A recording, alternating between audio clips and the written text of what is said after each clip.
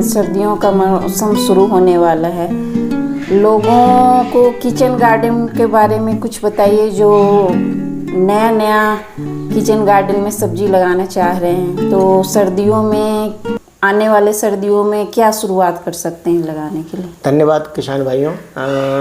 सबसे पहले तो हम बात करेंगे कि आपने प्रश्न किया है कि बरसात का मौसम वैसे भी जाने वाला है और किचन गार्डन के बारे में आपका प्रश्न है। तो आज हम किचन गार्डन के बारे में ही आपसे चर्चा करेंगे। तो जैसा कि आपने प्रश्न किया है उसके अनुसार कि बरसात का मौसम ये करीब सितंबर का महीना शुरू होने वाला है, अगस्त एंड की तरफ है। और अगस्त के महीने में जैसे बारिश धीरे धीरे क्या होता है कि कम होने लगता है, तो उसके साथ हमारी जो बरसात वाली फसलें हैं करीब करीब उसका अंत होने लगता है। वो लास्ट उसमें फ्लावरिंग फ्रूटिंग वगैरह आने लगती है। और उसके साथ लोगों को सर्दियों के मौसम में जो सब्जियों की खेती है उसके लिए तैयारी शुरू कर देनी चाहिए। तो सबसे पहला प्रश्न था आपका कि किचन गार्डन है क्या। एक्चुअली जो नए लोग, कुछ लोग तो ऐसे हैं जो रियली में किचन गार्डन पहले से करते आ रहे हैं, उन महिलाओं को या उन जेंट्स को, जैसे किसान तो नहीं कर सकते हैं क्योंकि किचन गार्डन तो कोई स्पेसिफिक नहीं है कि वो कोई किसान ही इसको लगा सकता है। इसे जिसके पास भी थोड़ी बहुत जगह है, चाहे वो अपना घर के आसपास गांव में रहते हैं तो घर के आसपास की ज़मीन हो या घर से लगा हुआ ज़मीन होना चाहिए, ऐसी भी बात नहीं है। घर से थोड़ी दूर भी हो तब भी वहाँ किचन गार्डन कर सकते हैं। और दूसरी बात है कि वो लोग भी किचन गार्डन कर सकते हैं जिनके पास ज़मीन नहीं है, वो अपने टेरेस गार्डन में या रूफ़ गार्डनिंग वगैरह भी कर सकते हैं। तो जैसा कि आपने कहा है कि किचन गार्डन एक्चुअली है क्या। किचन गार्डन एक्चुअली किचन और गार्डन दोनों से जुड़ा हुआ है। तो किचन का मतलब है जो किचन में हमारी चीज़ें बच जाती है, या जैसे कि किचन से कोई वेस्टेज है, जितने भी तरह की वेस्टेज है, चाहे वो पानी के रूप में हो, चाहे वो हमारा जो किचन का कचरा हो, जैसे सब्जियों के छिलके वगैरह जो भी होते हैं, सब्जी फल वगैरह के, तो उनका हम सदुपयोग करते हैं। और ये जो किचन गार्डन होता है वो हमारे किचन से ऑलमोस्ट मानते हैं कि जुड़ा हुआ होता है। और हमारे किचन की ज़रूरत की से संबंधित जो हम पसंद करते हैं उन्हीं सब्जियों को हम अपने किचन गार्डन में उगाते हैं। किचन गार्डन का एरिया कोई स्पेसिफिक नहीं होता है कि कितना एरिया में आप किचन गार्डन करना चाहते हैं। जितनी भी आपके पास ज़मीन उपलब्ध है और जितना बड़ा आपका परिवार है तो उसके अनुसार आप किचन गार्डन कर सकते हैं। अब जैसे कि किसी के पास किचन गार्डन के लिए ज़मीन नहीं है, छत है, तो छत पे वो कैसे सब्जी लगा सकते हैं? जो लोग टेरेस गार्डन भी बोलते हैं उसको, रूफ गार्डन भी बोलते हैं, बालकोनी गार्डन भी बोलते हैं, जिनके पास टेरेस हैं, छत पे कई बार मल्टी स्टोरी बिल्डिंग वगैरह पे रहते हैं, या जिनके पास रियली में ज़मीन नहीं है घर के अलावा, तो वो लोग अपने छत के ऊपर भी जो ओपन एरिया होता है उसमें किचन गार्डन कर सकते हैं। उसके लिए ज़रूरी नहीं है कि हम मिट्टी छत के ऊपर ले जाएं और उसके बाद हम उसमें सब्जियां लगाएं। उसके लिए कई तरह के ग्रो बैग्स आजकल आते हैं। ग्रो बैग वो होता है जिसके अंदर नॉर्मली 2 तरह के ग्रो बैग होते हैं। एक छोटे हैं जो हमारे ट्रेडिशनल सीमेंट के पॉट होते थे या मिट्टी के गमले होते थे, और लेकिन उसमें हम फूल वगैरह के या ऑर्नामेंटल प्लांट लगाते थे। उनमें सब्जी उगाना थोड़ा सा मुश्किल इसलिए होता है कि बहुत कम स्पेस होता है, बहुत छोटे होते हैं वो आकार में। तो आजकल उसी का जो एक बड़ा सा रूप है जिसको हम ग्रो बैग कहते हैं। एक्चुअली आपने देखा होगा कि ये प्लास्टिक के बने हुए बैग्स होते हैं और इसमें जो हमारा स्पेस होता है वो काफ़ी होता है, और इसके अंदर हम अधिक मात्रा में जो अच्छे सॉइल है, अच्छी मिट्टी है, या आप कह सकते हैं मिश्रण को भर करके, और उसके अंदर हम हर तरह की सब्जियों को लगा सकते हैं। इन ग्रो बैग्स में अगर कई लोगों के पास ग्रो बैग्स नहीं होते हैं या नहीं वो अफोर्ड कर सकते हैं, तो उस कंडीशन में आप ग्रो बैग की जगह सीमेंट के जो बैग होते हैं उसको आप यूज कर सकते हैं। सीमेंट का बैग का मतलब है सीमेंट के बने हुए, जो सीमेंट है जब खाली हो जाता है तो उसके जो प्लास्टिक की बोरियां होती है वो बड़ी ड्यूरेबल होती है और उसका आकार भी करीब करीब वैसा ही होता है। तो उसको डबल फोल्ड कर लीजिए ताकि उसका आकार आधा हो जाए बोरी का, और उसके अंदर आप सॉइल के मिक्सचर को भर करके और उसके अंदर आप सब्जियों को उगा सकते हैं। अच्छा, किचन जैसे सब्जी तो उगा सकते हैं, किचन गार्डन के लिए मिट्टी कैसे तैयार करें? किचन गार्डन के लिए देखिए, अगर आपके पास ओपन एस एरिया है, जैसे किचन से लगा हुआ आपका अगर ज़मीन है, तो मिट्टी का मतलब है मिट्टी वो जो फर्टाइल हो, उपजाऊ होना चाहिए। अब कई बार मिट्टी हमारी जो होती है बहुत ज़्यादा उपजाऊ नहीं होती है, तो छोटे एरिया को उपजाऊ बनाना बड़ा आसान होता है। सबसे पहले तो इसमें गोबर की खाद का मिश्रण ज़रूर डालें। गोबर की खाद जिसको हम FYM कहते हैं, और फार्म यार्ड में मैन्योर होता है, ये सड़ी गली गोबर की खाद होती है, इसका प्रयोग अवश्य करना चाहिए। और सड़ी गली खाद के अलावा जो है, इसमें अगर मिट्टी आपकी चिकनी ज़्यादा है, जैसे सख्त हो जाती है, बारिश होने के बाद बहुत गीली हो जाती है, और बारिश जब ख़त्म हो जाए तो खेत या ज़्यादा धूप लग जाए तो वो सख्त हो जाती है, उस कंडीशन में उसमें रेत की मात्रा भी थोड़ा मिलाएं। और कम से कम 6 इंच जो सॉइल होता है, जो मिट्टी होता है 6 इंच की गहराई तक, वो मिट्टी को ही हम उपजाऊ बनाने की कोशिश करें। तो इसमें गोबर की सड़ी हुई खाद, कच्ची खाद बिल्कुल ना प्रयोग करें। इसमें केचुआ की खाद की मात्रा को डाल सकते हैं। इसके अलावा पत्ते वाले लीफ मैन्योर जो होते हैं उसको भी डाल सकते हैं। और अगर आप चाहें इसके अंदर तो थोड़ा सा, जैसे कहते हैं कि केमिकल वगैरह, तो वैसे हम कहते हैं लोगों को कि केमिकल फर्टिलाइज़र वगैरह नहीं यूज करना चाहिए।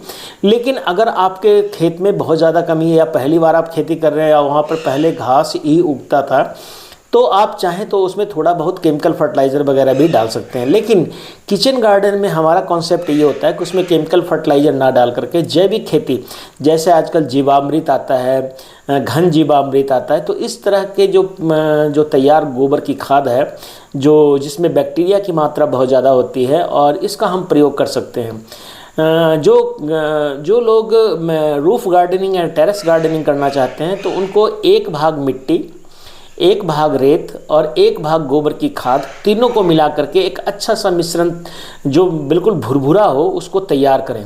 और इन तीनों को तैयार करके, और इसके बाद इसमें अगर आपके पास थोड़ा बहुत भी लीफ मैन्योर हो, जिसको हम पत्ते वाली खाद बोलते हैं, वो बहुत बढ़िया होता है, उसको मिला दें। इसके बाद अगर चाहें तो थोड़ा, अगर आपके पास हैं, थोड़ा ज़्यादा अच्छा करना चाहते हैं, तो कोकोपीट मिला सकते हैं, जो पानी को पकड़ के रखता है ज़्यादा समय तक, और पौधे को के पानी की कमी को होने नहीं देता।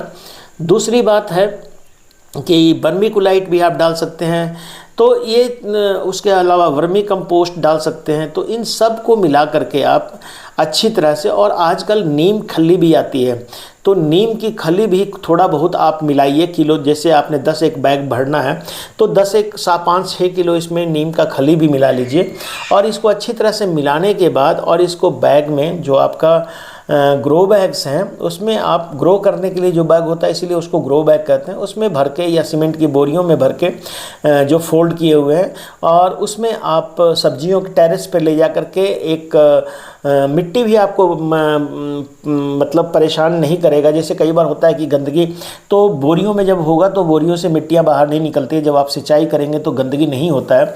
तो कोशिश कीजिए कि आप छत के ऊपर किसी किनारे में, और या फिर जहाँ पर तेज़ धूप आती हो उस जगह पे बोरियों को रखें, या दिन के कम से कम 4-5 घंटे धूप आती हो, वहाँ पर उसको एक लाइन में, एक जिसको बोल सकते हैं कि सही तरीके से देखने में खूबसूरत भी होना चाहिए, ऐसे बोरियों को रखें, और उसके बाद उसमें बिजाई करें। और जहाँ तक किचन गार्डन में अपने खेत में की बात है, तो वहाँ पे लोग क्या करते हैं कि किचन गार्डन में सबसे पहले जितना बड़ा एरिया को आपने किचन गार्डन में कन्वर्ट करना है या करना है, तो उसको आप पहले खोद दें, उसके बाद उसमें गोबर की खाद, केचुआ खाद वगैरह, रेत वगैरह मिला दें, अच्छी तरह से भरपूर मात्रा में मिला दें। और मिलाने के बाद उसको अच्छी तरह से मिला करके मिक्स कर दें मिट्टी में, मिट्टी को पलट करके फावड़े वगैरह से, क्योंकि किचन गार्डन तो छोटा ही एरिया होता है।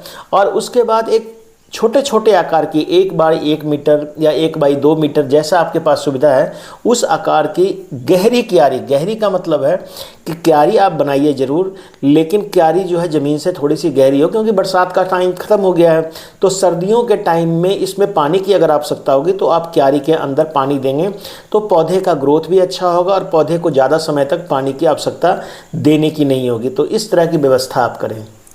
जैसे आपने बोला कि किचन गार्डन किचन से संबंधित होता है, तो किचन के कचरे से हम खाद कैसे तैयार कर सकते हैं? किचन का कचरा जैसे है, अगर किचन से आपका बहुत ज़्यादा, जैसे आप किचन से आपका जो सब्जियों के छिलके, खास करके प्याज के छिलके, लहसुन के छिलके वगैरह डेली निकलता है, या जो ग्रीन वेजिटेबल्स होते हैं उसकी सब्जियों के छिलके होते हैं, या फ्रूट्स वगैरह के छिलके होते हैं, केले वगैरह का छिलका होता है, उसको आप डस्टबिन में जमा करिए प्रतिदिन का।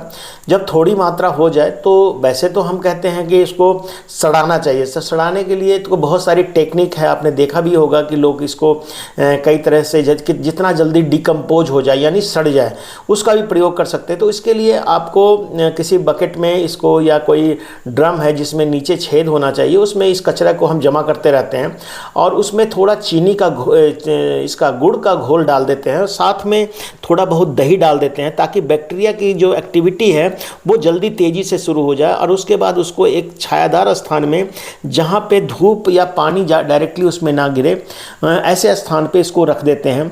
और इसमें थोड़ा बहुत कच्चा गोबर वगैरह भी मिला देते हैं, ताकि ये जल्दी, इसमें बैक्टीरिया की संख्या को बढ़ाने के लिए हम कुछ भी कर सकते हैं। तो जितनी ज़्यादा बैक्टीरिया की संख्या बढ़ेगी उतनी जल्दी ये डिकम्पोज होना शुरू हो जाएगा।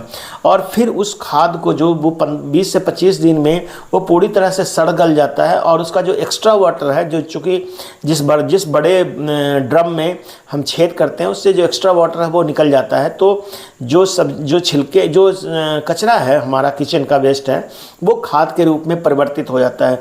तो उसको हम फिर सब्जियों के खेत में जैसे निराई गुड़ाई करते हैं उस समय प्रयोग कर सकते हैं। अगर जैसे छत पे ग्रो बैग में सब्जी लगाते हैं, तो ग्रो बैग में हम कैसे मिट्टी भर सकते हैं? ग्रो बैग में मिट्टी भरने का मतलब है कि जैसे हम कहते हैं कि ग्रो बैग में मिट्टी भरना, तो आपको या तो छत पे मिट्टी को ले जाइए, या फिर कोशिश ये करनी चाहिए कि खेत से ही उसको ग्रो बैग को भर करके फिर मिट्टी को ऊपर ले जाइए। ग्रो बैग में आपके छिद्र अवश्य होने चाहिए। कई ग्रो बैग ऐसे प्लास्टिक के आते हैं जो जिसमें से पानी बिल्कुल नहीं निकलता, तो वो व्यवस्था उसमें एक छिद्र जरूर बना दीजिए 2-4, ताकि उसके तले में, ताकि वो पानी जो एक्स्ट्रा वाटर है वो निकल जाना चाहिए। अदरवाइज जड़ को सफोकेशन होगा और वो जड़ों का ग्रोथ नहीं होगा। तो किसान भाइयों, इसलिए मैं कह रहा हूँ कि ग्रो बैग जो आप यूज़ करते हैं, वो ग्रो बैग को आप भरने का भी तकनीक आपको आना चाहिए। सबसे नीचे जो है, सबसे मोटा कचरा जैसे है उसको डालिए, उसके ऊपर से ये बने हुए मिश्रण है इसको डाल करके, और 1 से 1.5 इंच जो ऊपर से जगह खाली रखिए बोरी में और या ग्रो बैग्स में, और इसके बाद इसके अंदर आप सब्जियों की बिजाई कर सकते हैं। अगर ग्रो बैग के मिट्टी में कीड़े हो जाएं तो उसको कैसे हटा सकते हैं? मैंने बोला कि जब आप मिट्टी का मिश्रण बनाते हैं तो उसमें नीम का केक जरूर मिलाइए, नीम की खली जिसको हम बोलते हैं। अगर आप 10 बोरियों या 10 ग्रो बैग को भरना चाहते हैं जिसमें 10-15 किलोग्राम मिट्टी आती है, तो उस कंडीशन में आपको कम से कम थोड़ी मात्रा में आपको ज़रूर से ज़रूर नीम का केक जो मार्केट में मिलता है, ऑनलाइन भी अवेलेबल होता है या बीज वाले दुकान पे आपको मिल जाएगा, उसका प्रयोग अवश्य करना चाहिए। नीम केक जो है वो जो हमारे हार्मफुल कीड़े हैं उसको दूर करेगा। तो नीम केक क्या शुरू में ही मिला देना चाहिए कि फिर बीच नीम केक को हम शुरू में भी मिला सकते हैं, नॉर्मली तो शुरू में ही मिलाना चाहिए। अदरवाइज बीच में अगर आपको कोई प्रॉब्लम आ रही है, जो मिट्टी जनित रोग है या मिट्टी जनित जीवाणु ज़्यादा है, तो उस कंडीशन में आप बाद में भी इसके मिट्टी में गुड़ाई करते समय प्रत्येक ग्रो बैग में 100 ग्राम के करीब मात्रा आप इसका डाल सकते हैं। और पौधे लगाए, जैसे बरसात है, बरसात में बरसात ख़त्म हो रही है, अब ठंड में क्या क्या बीजा जा सकता है इस समय? जो किचन गार्डन में जब आपने इतनी सारी तैयारियां कर ली, आपने क्यारी, या तो आपने क्यारी बना लिया। मैंने बोला क्यारी सुंदर होना चाहिए, उसमें मेड़ जरूर होना चाहिए, और क्यारी जो है गहरी होनी चाहिए। गहरी का मतलब ज़्यादा गहरी नहीं, लेकिन क्यारी का ही मिट्टी उठा करके आप मेड़ में डाल सकते हैं। और इसको निराई गुड़ाई अच्छी तरह से, इसमें खरपतवार ना रहने दें, और इसको अच्छी तरह से समतल कर लें। एक बार क्यारी बन जाए तो क्यारी के अंदर ना चलें, मेड़ से ही आप बैठ करके इसको काम करें, इसके अंदर बिजाई करना या जो भी करना है, ताकि अगर जहाँ जहाँ पैर पड़ेगा वहाँ से खरपतवार निकलने की संभावना ज़्यादा बढ़ जाती है। इसलिए इसके अंदर हम कहते भी हैं कि मिट्टी में ज़्यादा देर तक जब आप क्यारी में बैठते हैं तो जहाँ आपका प्रेशर जिस मिट्टी के ऊपर पड़ेगा वहाँ से खरपतवार सामान्य जगह की तुलना में जल्दी निकलने शुरू हो जाते हैं। तो उसको हमको रोक के रखना है, जितना कम खरपतवार निकलेगा उतनी ज़्यादा सहूलियत होगी। तो ये कंडीशन अगर आपका हो गया, ग्रो बैग को भी भर लिया आपने, क्यारी भी अच्छी बना ली। और क्यारी में हमको 2 तरह की क्यारी बनानी पड़ती है। एक क्यारी जो ऊंची उठी हुई क्यारी बनानी पड़ती है, जिसको हम बोलते हैं नाली वाला सिस्टम, जो जैसे आलू लगाते हैं उस तरह से हमको मेड़ और नाली बनाना पड़ेगा। और या फिर दूसरा समतल। तो इस समय जो हम सब्जी लगाते हैं, अगर आपने ये प्रश्न किया है, तो बहुत सारी सब्जियां इस समय लगाई जाती है। खासकर गोभी वर्गीय जितनी भी सब्जियां हैं, जैसे फूल गोभी आप लगा सकते हैं, बंद गोभी लगा सकते हैं, बंद गोभी के अलावा गांठ गोभी लगा सकते हैं, गांठ गोभी, और उसके बाद ब्रोकली लगा सकते हैं। बंद गोभी में दूसरा जो लाल बंद गोभी है उसको भी लगा सकते हैं आप।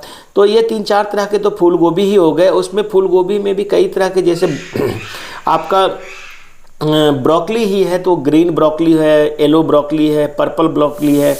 तो ये कई सारी चीज़ें तो आप इसी समय लगा सकते हैं। इसके अलावा पत्ते वाली जो सब्जियां हैं अपने किचन गार्डन में, जैसे पालक है, मेथी है, धनिया है, और इस तरह के सरसों है, इस तरह के जो खास करके जो चीज़ें हैं, जो सब्जियां हैं, इसको पत्तेदार सब्जियां वगैरह भी कहते हैं।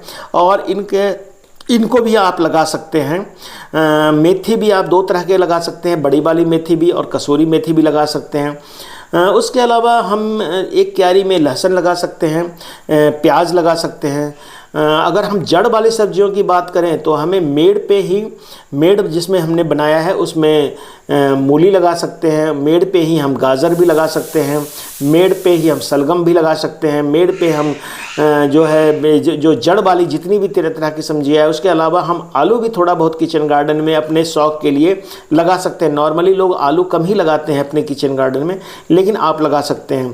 तो उसके अलावा चुकंदर भी आपको मेड़ पे ही लगाना चाहिए। तो ये कुछ 4-5 जो वेजिटेबल्स हैं जो खास करके हमारे जड़ वाली है, इसको लगाने के लिए मेड़ वाला जो सिस्टम है, मेड़ और नाली वाला, वो ज़्यादा उपयुक्त रहता है। इसमें उसका आकार भी बढ़िया आता है और जड़ें भी सीधी रहती है। खास करके गाजर और मूली में जड़ें जो है वो सीधी रहती है, तो इसको लगा सकते हैं। इसके अलावा अगर हम फल वाली सब्जियों की बात करें तो मटर आप लगा सकते हो। इस समय मटर बहुत ज़्यादा अच्छा चलता है। मटर के अलावा भी अगर आप चाहें तो जैसे लहसुन और प्याज, तो मैंने बोला ही कि लहसुन और प्याज लगाना है। सौंफ आप लगा सकते हैं। सौंफ भी बहुत अच्छा मतलब लीफी वेजिटेबल हो जाता है, जो पत्तेदार सब्जियां हैं उसके लिए। और अगर मटर के अलावा अगर आप इस समय कई बार लोग टमाटर भी लगाते हैं, जिनके और हरी मिर्च भी लगा देते हैं कई बार, क्योंकि जहाँ पे पाला गिरता है वहाँ तो समस्या आती है, लेकिन अगर पाला नहीं गिरता है तो वहाँ टमाटर, शिमला मिर्च और बैंगन वगैरह भी लोग बरसात में, इस सर्दियों में लगाते हैं और इसमें जल्दी फ्रूटिंग आ जाती है। इस समय अगर आप चाहो तो भिंडी भी लगा सकते हो आप, लेकिन भिंडी अगर आप लगाएंगे तो थोड़े दिनों के लिए उसमें फ्रूटिंग होगा, 1-2 तुड़ाई आपको हो सकती है, तो आप भिंडी को भी इंक्लूड कर सकते हैं। तो सर्दियों में लगने वाली ये सभी तरह की सब्जियां को आप अपने किचन गार्डन में, इसके अलावा समर स्क्वैश आप लगा सकते हैं, जुकीनी आप लगा सकते हैं, और जितने तरह के एग्जॉटिक वेजिटेबल्स हैं, जो हमारी विदेशी सब्जियां हैं, जैसे पार्सले है, सिलेरी है, जुकीनी है, या रेड कैबेज है, या एस्परेगस है, या इस तरह के जितने भी वेजिटेबल होते हैं उसको आप सर्दियों के मौसम में अपने किचन गार्डन में लगा सकते हैं। जहाँ तक रूफ गार्डनिंग की बात है तो आप अपने गमले में फूल गोभी के पौधे भी लगा सकते हैं। हर बोरी में 4 पौधे लगाइए। हर बोरी में आप 4 बंद गोभी लगा सकते हैं। इसके अलावा मटर भी लगा सकते हैं। पालक ज़्यादा अच्छा रहेगा। धनिया आपका बहुत अच्छा उसमें आप तरीके से लगा सकते हैं। हरे पत्तेदार के लिए आप मेथी लगा सकते हैं, थोड़ा सरसों लगा सकते हैं, स्पेशल जो सरसों आता है। इसके अलावा पैक्चोई होता है जिसका लीफ यूज़ किया जाता है, वो भी लगा सकते हैं। और लहसुन भी आप लगा सकते हैं ग्रीन लीफ खाने के लिए, और प्याज भी, हरा प्याज लगा सकते हैं जो आप उसकी हरे पत्तेदार, क्योंकि हमारे पास स्पेस कम होता है तो आप ये मत सोच के चलिए कि इसमें हमको हरा प्याज लेना ज़्यादा फ़ायदेमंद होता है, बशर्ते कि आप नॉर्मल प्याज उगाने के लिए। तो हरा प्याज के लिए आप बोरियों में भी या ग्रो बैग्स में भी आप लगा सकते हैं। बाकी सब्जियों का लगा दिए, और उसको हरा भरा रखने के लिए हरा भरा रखने के लिए देखिए, सभी सब्जियों को आप अपने किचन गार्डन में लाइन में लगाएं। सबसे पहला ध्यान आपने यही रखना है। अगर लाइन में नहीं लगाएंगे तो निराई गुड़ाई करना या खरपतवार निकालना मुश्किल हो जाता है, बहुत सारे खरपतवार आ जाते हैं। तो उस कंडीशन में, क्योंकि जो हम किचन गार्डन में हैं तो उसमें हम क्या करते हैं कि अपने हाथों से ही या खुरपियों से या अपनी छोटी जो खिलने वगैरह होते हैं उससे हम खरपतवार निकालते हैं, उसमें कोई केमिकल का स्प्रे नहीं करते हैं। तो आप उस कंडीशन में इस चीज़ को मान के चलिए कि जब भी आप लगाएं, इवन धनिया भी लगाएं, आप पालक भी लगाएं, मेथी भी लगाएं, तो आप उसको लाइन में लगाएं। लाइन में लगाने का मतलब है कि आप लाइन से लाइन की दूरी हर फसल में कम से कम 10 से 15 सेंटीमीटर जरूर रखें आप, एक गिट्ठा, ताकि आपको तुड़ाई कटाई में भी आसानी हो, घास निकालने में आसानी हो। और इसमें क्या होगा, जिस लाइन में पौधे लगे होंगे उस लाइन में घास नहीं निकलेगा, जो लाइनों के बीच की जगह होती है उसी में खरपतवार आते हैं। तो आप बड़ी आसानी से निराई गुड़ाई कर सकते हैं, आपके पौधों को भी नुकसान नहीं होगा और पौधों के जड़ों को हवा भी लगेगी। तो इसलिए लाइन सोइंग, कोई भी चीज़ है उसको लाइन सोइंग में कीजिए। जब भी आप लगाइए लाइन में लगाइए। छट्टा विधि से लगाना से क्या होता है कि खरपतवार की संख्या ज़्यादा हो जाती है। जैसे मान लिया जाए आपने पत्तेदार सब्जी लगाई, पालक लगाया और लाइन में नहीं लगाया, तो जब इसकी कटाई करेंगे तो हर पालक के पत्ते को आपको चुनाव करना पड़ेगा कि अच्छा पत्ता कौन सा है, और बीच में से खरपतवार भी निकालना होगा, बहुत टाइम वेस्ट होगा आपका। तो कोशिश आप कीजिए कि जब भी आप पालक लगाएं, धनिया लगाएं या लहसुन लगाएं या प्याज लगाएं तो आप उपयुक्त दूरी पे लगाएं। एक लाइन से दूसरे लाइन की दूरी रखें। जैसे हम मान लें फूल गोभी की बात करें तो फूल गोभी इस समय लगने वाले जो फूल गोभी हैं उसको 45 बाई 45 सेंटीमीटर या 60 बाई 45 सेंटीमीटर में लगाएं, लाइन से लाइन की दूरी और पौधे से पौधे की दूरी। उसी तरह बंद गोभी को भी आप 60-45 पे लगा सकते हैं, ब्रोकली को भी 60-45 पे लगा सकते हैं। उसी तरह से आप 45 बाई 45 सेंटीमीटर या 30 बाई 30 सेंटीमीटर पे आप गांठ गोभी लगा सकते हैं। अगर मूली की बात करें तो मेड़ पे मूली लगाएं और एक लाइन में आप तीन बीज डालें और एक मेड़ पे 3 लाइनों को लेकर के चलें। उसी में आप उंगलियों से डिप कर करके उसमें बीज को डालें, या गाजर को भी लगाना है तो, और जो एक्स्ट्रा वाटर रहेगा वो आपके नाली में इकट्ठा हो जाएगा। तीसरी बात कि आप अपने किचन गार्डन का जो क्यारी बनाए हैं उसकी पानी निकलने की व्यवस्था भी पूरी होनी चाहिए, ये भी ध्यान रखना चाहिए। अगर आप लहसुन और प्याज लगाते हैं तो कम से कम लाइन से लाइन की दूरी 15 सेंटीमीटर और बीज से बीज की दूरी या पौधे से पौधे की दूरी 10 सेंटीमीटर या 8 सेंटीमीटर जरूर रखें, तभी आपको बड़े साइज़ का प्याज मिलेगा। उसी तरह से अगर पालक लगाते हैं तो 25 सेंटीमीटर 15 से 20 सेंटीमीटर दूरी आप ज़रूर रखिए एक लाइन से दूसरे लाइन, और बीज से बीज की दूरी कम से कम आप जैसे होता है कि एक जगह पर अगर आप बीज डाल रहे हैं तो 5 से 10 सेंटीमीटर की दूरी पर आप उसमें लाइनों में बीज को गिरा सकते हैं। उसी तरह धनिया को भी आप लाइन में, धनिया को लगाने के समय ये याद रखना चाहिए कि धनिया का बीज अगर साबुत है तो उसको दरड़ लें ताकि वो टुकड़े बंट जाएं। जब वो टूटेंगे उसके बाद उसको आप बीज को लगाएं।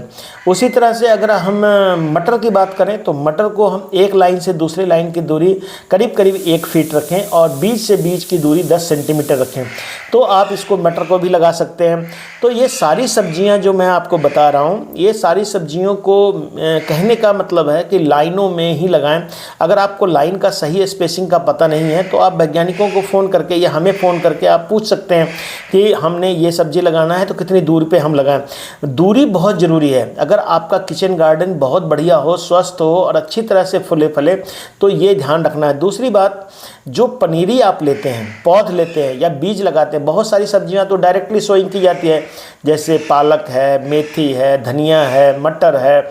इस तरह की सब्जियों को, मूली है या गाजर है या सलगम है या इसके अलावा आप लहसुन है, प्याज है, लहसुन वगैरह, प्याज तो नहीं कर सकते हैं, प्याज की हम नर्सरी डालते हैं, इनको हम डायरेक्ट सोइंग करते हैं। तो ये डायरेक्ट सोइंग जो चीज़ें हम करते हैं, जिसको हम खेत में सीधे लगाते हैं या अपने बोरियों में सीधे लगाएंगे या ग्रो बैग में सीधे लगाएंगे, तो उसमें लगाने के बाद उसके बीज को ढकने के लिए गोबर की खाद का प्रयोग करें, ताकि मिट्टी जो है वो बारिश अगर पानी वगैरह हो जाए तो सख्त नहीं होनी चाहिए, वो जल्दी जर्मिनेट कर जाएगा। उसके अलावा इन बातों का भी ध्यान के अलावा अगर जो सब्जियां हम नर्सरी से लगाते हैं, जैसे फूल गोभी, बंद गोभी, ब्रोकली, गांठ गोभी, उसकी पनीरी देने का टाइम है इस समय से लेकर के दिसंबर तक आप इसकी पनीरी दे सकते हैं। जितने भी एग्जॉटिक वेजिटेबल है उसकी पनीरी देते हैं। और पौध नर्सरी दे करके उसको, नर्सरी आप अगर चाहें तो अपने पॉली हाउस अगर छोटा मोटा बना रखा है तो उसमें, या छोटा सा आप लो टनल बना लीजिए, उसमें आप इसकी नर्सरी दीजिए। नर्सरी स्वस्थ होनी चाहिए, मोटी होनी चाहिए और अच्छे गुणवत्ता वाली होनी चाहिए, ये ध्यान अवश्य रखना चाहिए। कई बार किसान भाइयों जा कर के मार्केट से ख़रीद लेते हैं और उनको पता नहीं होता है कि किस वैरायटी का यह है, किस तरह का, बहुत मेहनत करते हैं, लेकिन अल्टीमेटली जो फूल का आकार होता है, चाहे वो ब्रोकली है चाहे फूल गोभी है, तो वो छोटा हो जाता है। तो किसान भाइयों इसको ध्यान जरूर अवश्य रखें। आज डॉक्टर साहब किचन गार्डन के बारे में हमें अच्छी जानकारी दी, इसके लिए धन्यवाद। धन्यवाद किसान भाइयों। और मैं किसान भाइयों आप लोगों को कहना चाहूँगा कि मेरा जो मोबाइल नंबर है 94184, इस पे मुझे कॉल कर सकते हैं। 9841849433 जो नीचे चल भी रहा है या कोने में है, इसके पे आप फ़ोन कर सकते हैं। और मेरे YouTube चैनल को सब्सक्राइब करें, पूरा वीडियो देखें और कमेंट अवश्य करें, चाहे वो अच्छा लगे तो भी। और कोई प्रश्न हो तो कमेंट बॉक्स में भी लिख सकते हैं या मुझे फ़ोन करके पूछ सकते हैं। तो किसान भाइयों, आज हम सर्दी में के मौसम में लगने वाले सब्जियों के बारे में चर्चा कर रहे थे। कल किसी और विषय के बारे में आपसे चर्चा करेंगे। बहुत बहुत धन्यवाद।